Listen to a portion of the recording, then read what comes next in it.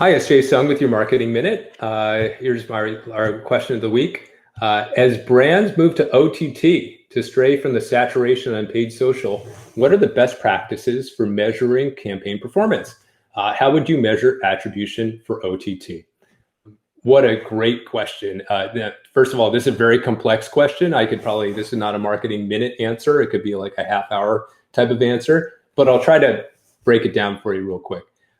Let's start by reviewing what's going on with OTT. Over-the-top television is a broad term for streaming that's happening, anything that you view that's happening over the top of your cable box. Think streaming devices like Roku and Apple TV, apps like Hulu, and free streaming like Pluto TV. In a few short years, TV, feeling tons of competition from digital, finally got its act together and built the infrastructure for targeting and, importantly, measuring TV campaigns with a whole lot more sophistication than ever was possible before. When I was at Proactive just a few short years ago, our only way to measure viewership was licensing data from Nielsen, which used surveys to figure out who watched the shows. And in terms of measuring sales performance, attribution, we had to use a mixture of 3 different tools. One was time series attribution, which measured how many orders your website took within a 5-minute window of airing a particular ad.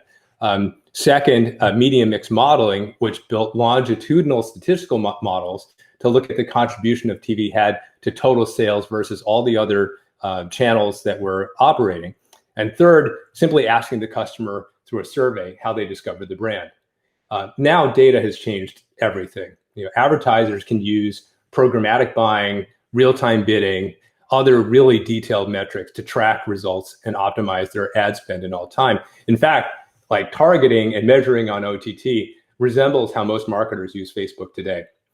One of our companies, The Great Courses, has used a blend of linear television and OTT targeting to great effect to drive new subscribers during the pandemic. And today there's really 2 basic options for OTT attribution. One of them is using an intermediary third party like Nielsen or Oracle or MasterCard who have pre-built segments for targeting and tracking customers across platforms. Another option is working with a demand-side platform like DataZoo or The Trade Desk, who can actually do one-to-one matching using a device graph that connects a user's action on a website with the fact that they actually viewed an OTT ad within a certain time window, literally one-to-one attribution.